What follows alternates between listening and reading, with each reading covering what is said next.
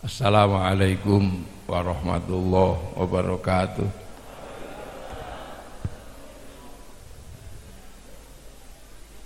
Bismillah, alhamdulillah, wassalatu wassalamu ala rasulillah Sayyidina Muhammad ibn Abdillah wa ala alihi wa ashabihi wa azwajihi wa dhurriyyatihi wa ahli baitihi wa man tabi'ahum bi ihsan ila yaumil qiyamah.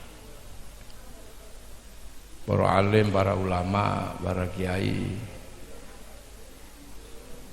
seluruh jajaran sepuh bini sepuh Jombang kang kawula hormati, pangersanipun Ibu Munzidah Bupati Jombang dan Bapak Wakil Bupati nggih Pak Sumrambah nggih sing pundi niki tak kira ajudan niku.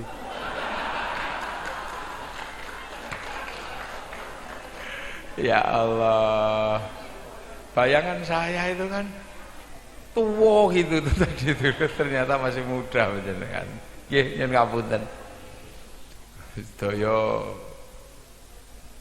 keluarga besar Mbah Wahab Hasbullah ingkang kula hormati, Forkompimda, para hadirin wal hadirat yang berbahagia. Ini tidak terasa 2 tahun. Jadi tidak terasa yang kita perjuangkan bersama-sama dulu sudah 2 tahun. Untuk apa? Menjaga Jombang ini dari gurauan ijo dan abang. Jadi dulu itu guyonannya Jombang itu ijo karo abang. Dan kali ini terwujud, Jombang itu ijo karo abang. Yang ijo Bu Munzidah, yang abang Pak Sumrambah. Kita doakan semoga ini menjadi pasangan sampai periode dan periode berikutnya selesai. Ngoten. Oh, alhamdulillah. Kenapa?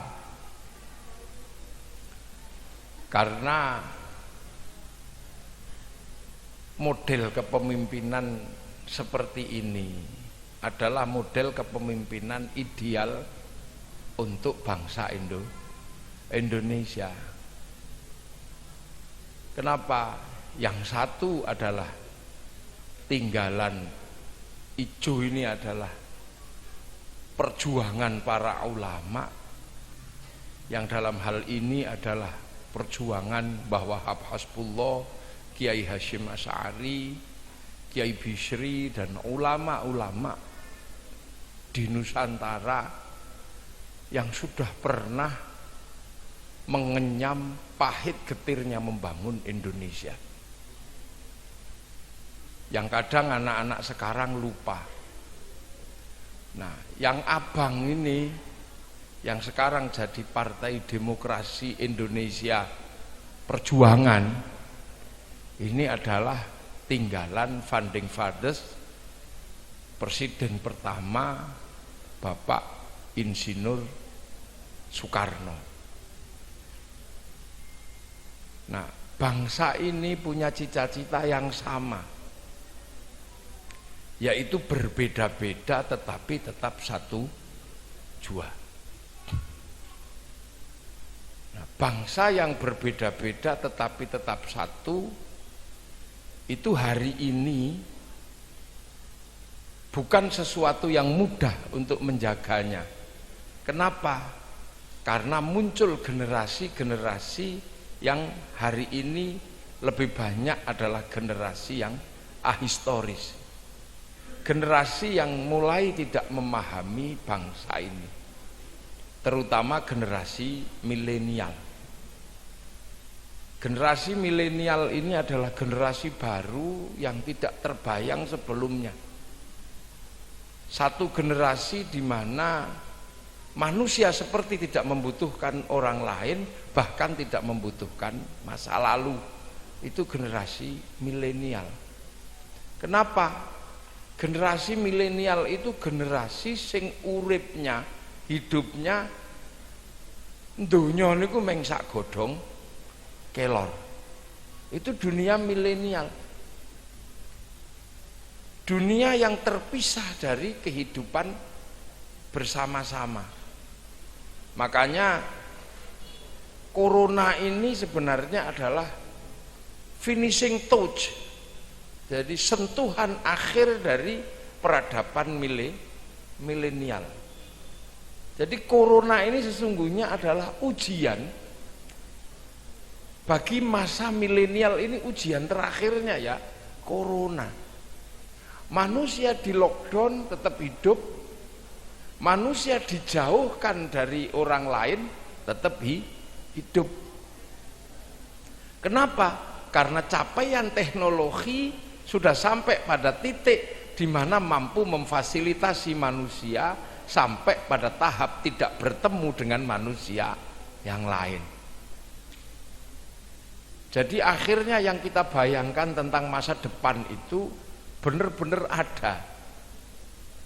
Kita dulu merasa sangat susah ketika ngantri di telepon umum. Kita sangat susah ngantri di telepon umum. Membayangkan sambil tidur bisa telepon. Ini terbukti bisa terjadi.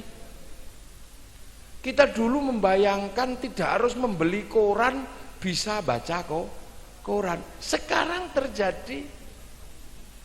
Lihat TV tidak perlu orang sekampung nonton bersama-sama. Bahkan sekarang televisi itu hilang, semua ada di dalam namanya smartphone. Ini dunia baru. Nyari teman sudah tidak perlu bawa sentolop, cukup lihat Facebook udah ketemu teman. Minta maaf Ramadan tidak perlu datang, cukup ngirim gambar tangan tertelungkup gini tok. Ini dunia baru yang tidak kebayang sebelumnya. 20 tahun yang lalu kita masih membayangkan tentang bagaimana orang tidur itu bisa makan. Sekarang tidur bisa makan, tanpa masak kita bisa kedatangan makanan, tinggal kirim pesen ke Gojek. Bahkan kita bisa mengabaikan perintah orang tua sekarang. Nak, belikan kikil ke Berabang. Anaknya nggak berangkat, kamu disuruh bapak kenapa nggak berangkat? Padahal anaknya sedang pesen Gojek. Ini dunia baru. Kita dulu pengen lihat Afrika, kita nunggu flora dan fauna. Tanpa flora dan fauna kita nggak bisa lihat Afrika. Sekarang sambil tidur kita bisa lihat Afrika, yang penting punya kuota, tinggal dipenyet tengu Afrika keluar. Kita mau apa? Ini dunia baru yang namanya milenial. Dan kita merasa nggak butuh siapa-siapa. Dulu orang mau masak kikil mesti nanya kepada ahli kikil. Sekarang orang mau masak kikil, Pak Sumrambah, itu tinggal tutorial masak kikil. Orang mau masak apa semuanya tinggal tutorial. Jadi pada satu titik manusia bisa hidup dalam keadaan terpisah. Dulu orang ngaji mesti ketemu kiai, sekarang tanpa ketemu kiai bisa ngaji, sambil duduk di atas WC bisa ngaji, tinggal lihat YouTube. Ini dunia baru di mana manusia terpisah-pisah. Dan akhirnya peradaban baru ini dikunci terakhir, di finishing touch oleh corona. Bahwa akhirnya manusia memang dipisah dengan manusia yang lain. Akan tetapi pada satu titik ternyata manusia kembali ke bakat dasarnya. Walaupun kebutuhannya terpenuhi oleh milenial, ternyata manusia tetap manusia, tidak bisa pisah untuk tidak ketemu dengan manusia yang lain. Jadi corona ini sebenarnya adalah ujian terakhir. Bener nggak manusia itu bisa dipisah? Tanpa ketemu cukup dengan Facebook, tanpa ketemu cukup dengan WhatsApp, tanpa kemana-mana cukup dengan Gojek. Ternyata nggak bisa, bahwa dorongan manusia tetap pengen ketemu, bahwa manusia pengen ketemu. Sehingga kita lihat kafe-kafe di mana-mana. Kafe-kafe itu sesungguhnya bukan kebutuhan konsumsi. Karena satu cangkir gelas itu kalau kebutuhan konsumsi akan habis selama 5 menit. Tapi karena kopi itu bukan kebutuhan konsumsi, akhirnya kopinya segelas, duduknya 10 jam. Loh, apalagi ada wifi-nya. Loh, artinya bahwa apa? Kehidupan manusia ini memang tidak bisa pisah dengan yang lain. Makanya batas milenial terakhir tentang manusia adalah ternyata manusia nggak bisa pisah dengan yang lain. Nah, ketika manusia tidak bisa pisah dengan yang lain, maka manusia akan kembali ke kodrat awalnya. Apa? Harus bisa rukun dengan yang lain. Itu ternyata nggak bisa dilupakan. Loh, makanya prinsip-prinsip merukunkan itulah yang selama ini dilakukan oleh nenek moyang kita. Jadi sudah terbayang bahwa prinsip merukunkan orang itu adalah prinsip yang benar-benar dilakukan oleh para pendiri bangsa Indonesia.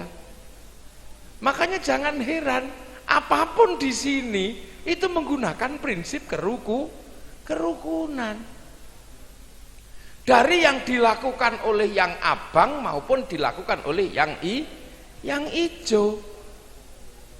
Dari abang sama ijo itu tugasnya dari dulu cuma satu, merukunkan orang. Bhinneka Tunggal Ika itu prinsip kerukunan bangsa Indonesia. Itu dicanangkan oleh pendiri bangsa. Maka bagaimanapun yang berbeda-beda harus dirukunkan. Baik yang merah maupun yang hijau harus berada dalam prinsip Bhinneka Tunggal Ika. Kenapa? Karena kita ini menghadapi kenyataan pertemuan perbedaan. Perbedaan warna kulit terbanyak ada di Indonesia. Perbedaan agama terbanyak di Indonesia. Perbedaan suku terbanyak di Indonesia. Perbedaan makanan terbanyak di Indonesia. Sampai perbedaan hantu terbanyak di Indonesia. Lu di sini ini pusat perbedaan. Dari perbedaan bangsa, kita punya dari sana bangsa berbeda di Aceh, di Kalimantan, di Sumatera aja berapa bangsa, berapa suku. Makanan, kita punya perbedaan paling banyak. Orang Arab itu makanannya gandum, kurma, daging. Orang Cina gandum, daging. Itu pun karena apa? Terus Afrika ya segitu itu. Tapi makanan paling banyak itu kita. Makanya ketahanan pangan di Nusantara ini paling tahan. Mulai dari sego, jagung, tales, gembili, uwi, tiwul, suwek, tales, apa maneh? Masih banyak. Gendruwo. Loh, Eropa itu cuman punya ghost. Amerika punya Dracula. Cina vampir. Amerika Afrika ya hantu gitu aja. Kalau di sini hitung gendruwo, wewe gombel, gundul bringis, kuntilanak, banyak. Makanya prinsip kebersamaan bangsa ini nggak boleh dicerabut. Karena kita punya prinsip dasar berbeda-beda tapi bersatu dalam satu bangsa, satu negara. Makanya jangan heran dari yang merah kita mempersatukan budaya. Bung Karno mempersatukan budaya. Bung Karno mempersatukan budaya. Bung Karno mempersatukan suku. Bung Karno mempersatukan bangsa dengan satu bangsa, satu bahasa, satu tanah air, dipersatukan. Semua dipersatukan. Nah, dari sisi agama semua dipersatukan. Orang makan yang tadinya pisah-pisah dipersatukan. Nasinya dijadikan satu tumpeng. Ayam yang tadinya terpisah-pisah disuwir-suwir jadikan satu, namanya ingkung. Berdoa yang tadinya satu-satu dipersatukan, namanya istighosah. Di masjid-masjid doanya bersatu. Yang pinter doa, yang lain amin. Kalau kepanjangan amin. Nah, baca Quran ijen bisa dipersatukan dengan musabaqah. Kita bisa melakukan semaan Quran. Solawatan yang mestinya ijen dipersatukan dalam solawatan sampai bawa bendera. Bahkan kita pun kayak saya ini dipersatukan. Mestinya kalau saya kayak gini, ini sebutannya syaikhun, ustadzun, tapi begitu masuk sini dipersatukan dengan kebo. Makanya kita dikasih nama kiai. Kiai itu ndak menungso tok, ada kebo Kiai Slamet, tombak Kiai Pleret. Loh, jadi kita dipersatukan biasa. Itu Indonesia. Bahkan ada benda berbeda dipersatukan, nggak masalah. Yamaha Mio dipersatukan dalam Honda. Hondamu apa? Mio. Ini di Indonesia bersatu. Seluruh minuman dipersatukan dalam aku nggak ada masalah. Ya maaf kadang pembalut itu semua disatukan dalam nama Softtek.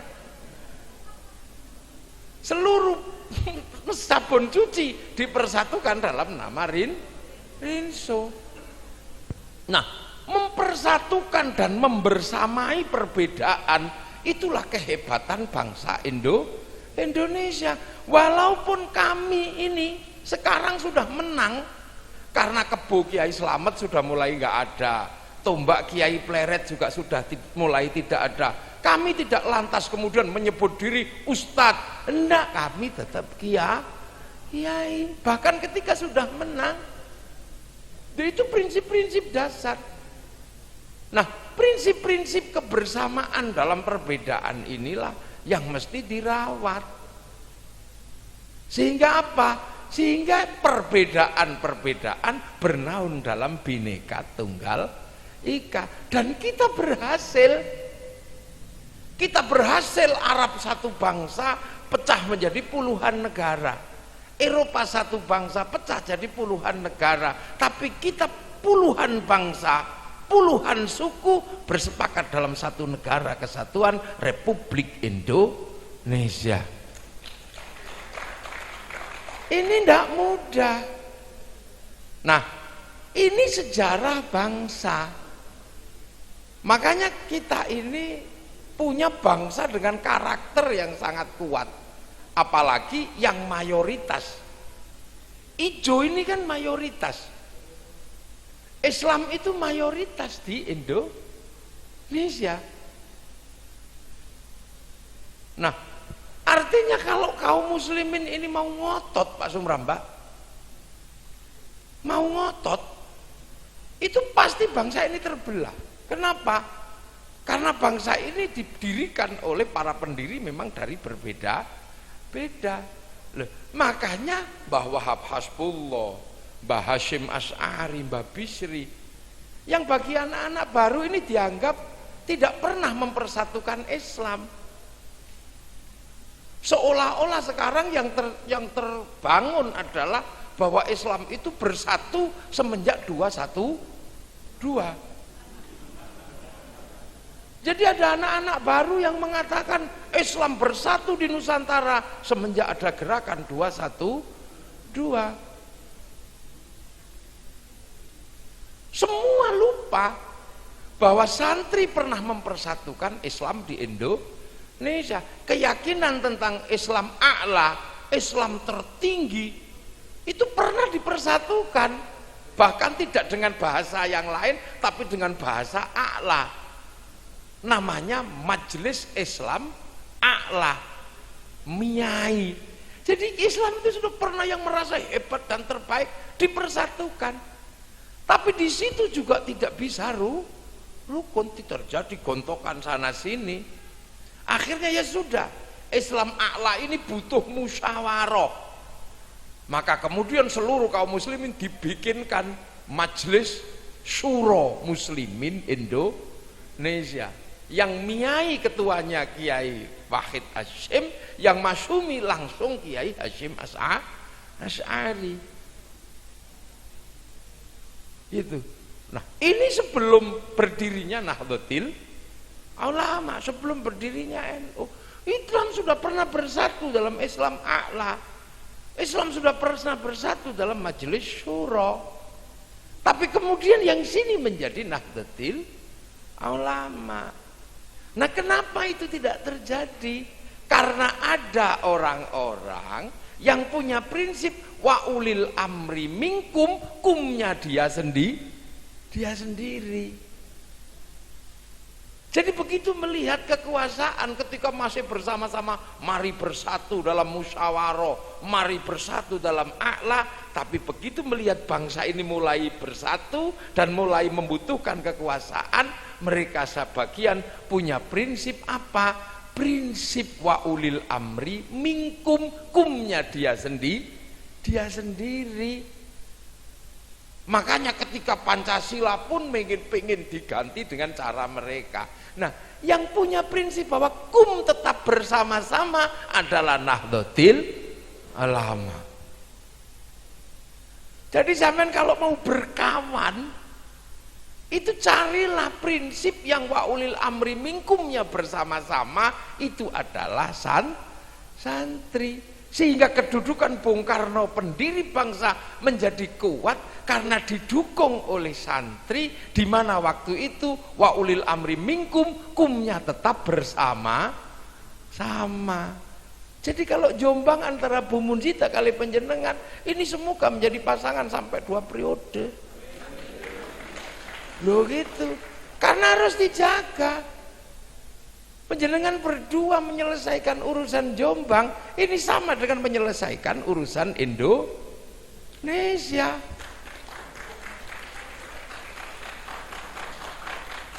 Harus sabar untuk berdua secara bersama-sama untuk menjadi prototipe ijo abang.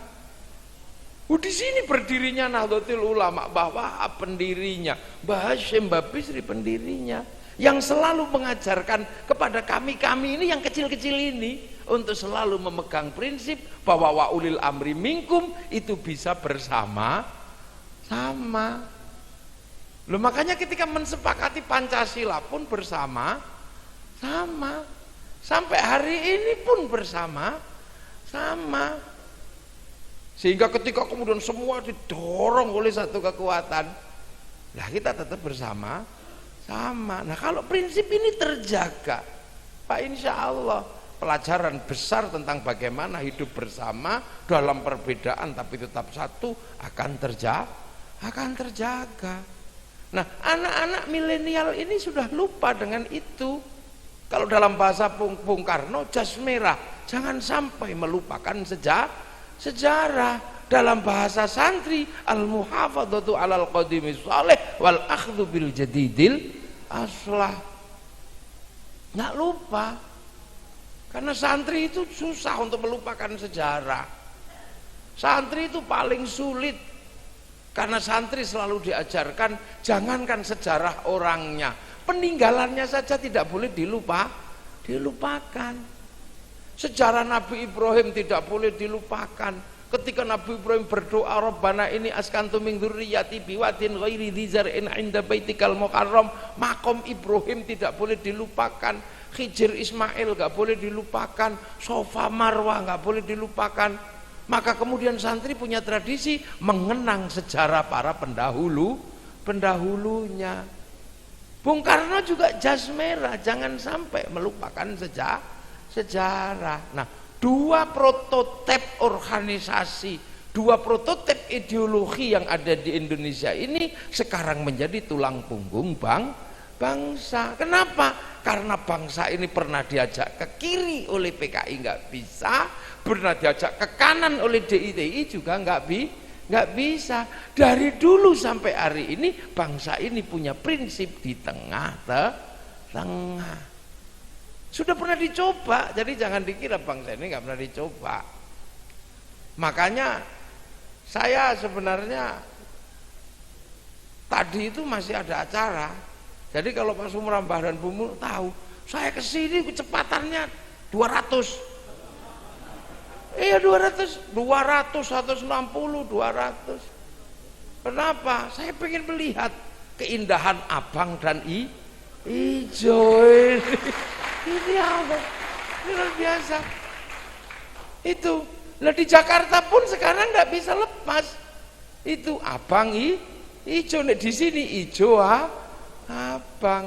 Lah itu tetap merah putih. Dan kiprah santri dan kiprah militer nggak bisa dilupakan. Bung Karno ketika mau menyelesaikan urusan Surabaya izin dulu kepada NU. Kemudian Bung Tomo,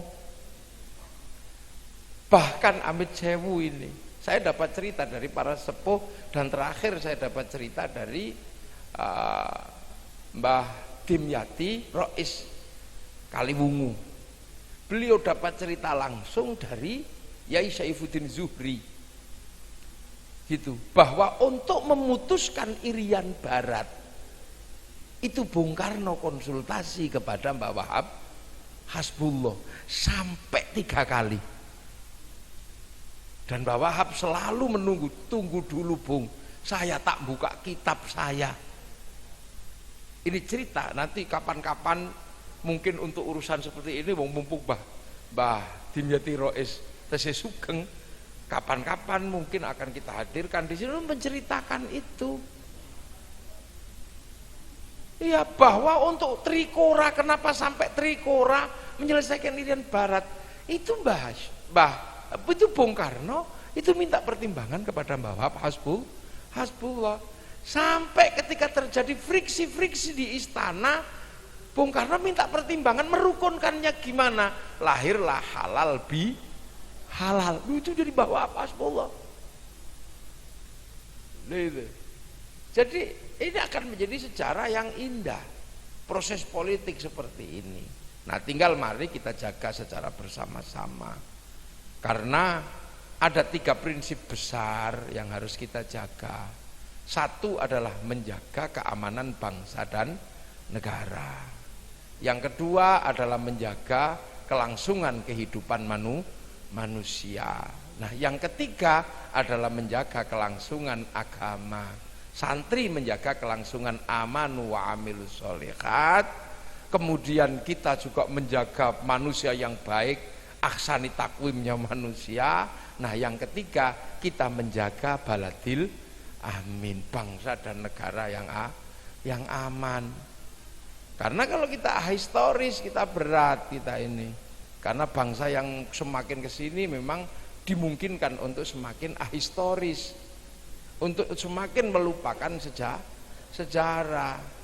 Nah, dalam hal-hal seperti ini akan menjadi sangat indah, akan menjadi sangat luar biasa kalau nanti kemudian salah satu acara, kalau seandainya situasinya tidak COVID seperti ini, mungkin kita bisa melakukan diskusi yang lebih intens untuk melakukan kajian bagaimana dulu hubungan antara hijau dan abang ini, antara Bung Karno dan para ulama NU. Itu masih ada cerita-cerita yang kadang kita lupa. Nah, Sekarang ini yang tadi dipersatukan mulai itu. Makanya kadang ini bukan semata-mata tanggung jawab santri, bukan semata-mata tanggung jawab santri, tapi ini juga tanggung jawab negara. Karena pertama adalah berbicara agama, nanti ujungnya berbicara negara. Contoh kecil misalnya, para ulama, para kiai berdoa bareng.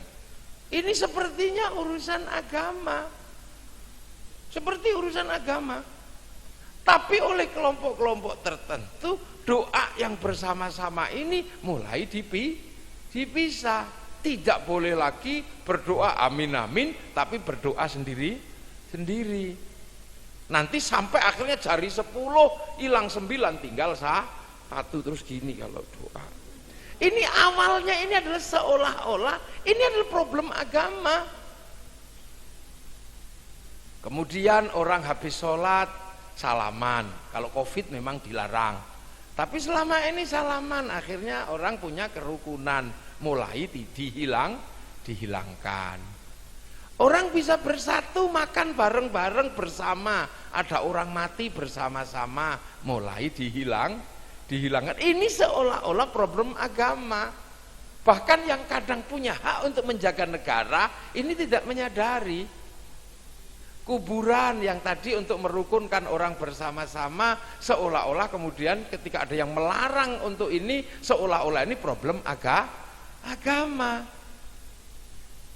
Padahal ini hanyalah sasaran antara. Sasaran antara. Karena kalau orang sudah mulai tidak rukun, mulai tidak hidup bersama-sama, maka kemudian kelompok-kelompok ini akan mudah memecah anak bangsa. Dan itu terjadi sekarang. Kelompok-kelompok ini yang dulu memusyrik-musyrikkan amaliyah santri ini sekarang berubah menjadi kelompok politik. Sementara santri dengan ajarannya ini menjaga bangsa, mati didoakan bareng-bareng, kuburannya ditengok. Akhirnya di kuburan itu terjadi kebersamaan. Nah, kalau kebersamaan di makam, akhirnya apa? Saya mungkin yang Jogja ziarah ke Jombang karena di sini guru saya, gurunya guru bawa Hasbullah. Akhirnya saya ini pasti cinta sama Jombang. Wong di situ bersemayam guru-guru saya. Saya ziarah ke Demak, saya cinta sama Demak karena guru-guru saya di sana. Orang-orang kampung mengkholi para sesepuhnya yang dulu namanya sadranan. Kalau itu terus dilakukan di mana-mana, yang terjadi adalah rasa cinta terhadap tanah di mana guru-gurunya bersemayam. Dan di situ langsung terjadi interaksi aktif yang namanya hubbul waton minal iman. Tapi kalau itu sudah mulai dihilangkan, rasa cinta terhadap tanah air juga akan terkikis.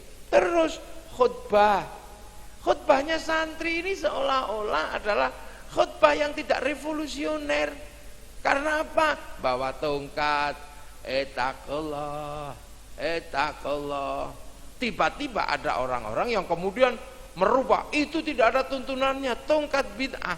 Terlihat sederhana, itu seolah-olah urusan agama. Tapi begitu tongkat hilang, tangan mulai bergerak kemana-mana, yang dilakukan adalah menunjuk hidung kekuasaan politik Indonesia. Ini terjadi. Jadi tidak sesederhana yang kita bayangkan. Ayo. Jadi ini makanya jangan sampai lupa panjenengan, jangan sampai yang begitu-begitu terus kemudian seolah-olah itu kan tanggung jawabnya santri. Panjenengan juga bertanggung jawab, karena problem agama ini akan digeser menjadi problem politik.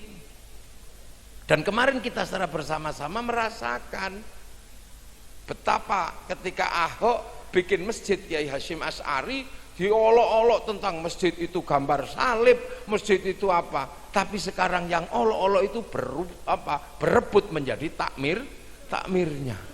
Lu coba. Loh, Jadi kenapa? Karena bahasa agama ini sekarang memang lagi asik, lagi keren. Nah ini, menjaga bangsa ini dari dua problem besar ini memang harus secara bersama-sama.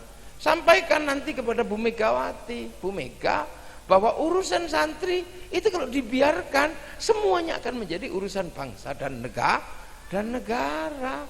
Dari hal yang sederhana sebenarnya. Nah ini makanya malam hari ini peringatan 2 tahun tasyakuran kepemimpinan Ibu Mun sama Mas Sumrambah ini, tak panggil Mas saya wong sampean isik rambutnya rungwanen. Iya, isik pantes nganggo kathok jin gitu kan keren. Makanya tak kira ajudan tadi itu nganggo kathok jin. Khas itu indah. Oh ini aku ajudan Ibu Mun, tapi kok saya tetap agak curiga tadi itu. Biasanya ajudan itu kan perutnya kecil. Adi itu kok perutnya ini. Nah itulah mari kita, sebenarnya sangat indah malam hari ini, tapi kok saya dikasih gitar itu terus karepe apa?